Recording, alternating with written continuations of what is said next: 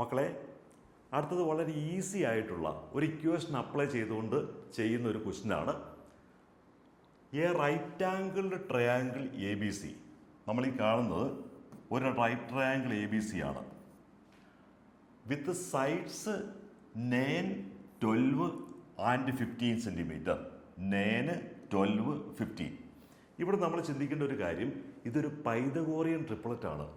കാരണം 9 square plus 12 square, 9, 12, 15 ഇതൊരു Pythagorean triplet ആകാൻ കാരണം എന്താ? 9 square plus 12 square is equal to 15 square വരും. മക്കളൊന്ന് ചെയ്ത് നോക്കിയേ. 9 സ്ക്വയർ എത്രയാണ്? 81. 12 സ്ക്വയർ 144. അത് രണ്ടും കൂടി ആഡ് ചെയ്യുമ്പോൾ നമുക്ക് 225 വരും. ഇനി a right angle triangle A B C with sides 9, 12, 15 is revolve about the side 12 centimetre.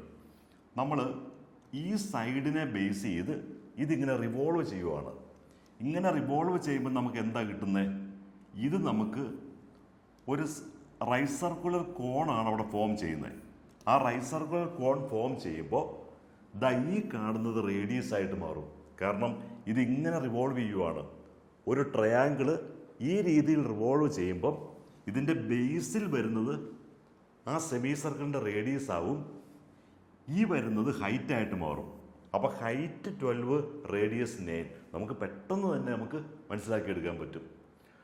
അങ്ങനെയാണെങ്കിൽ volume of the solids obtained.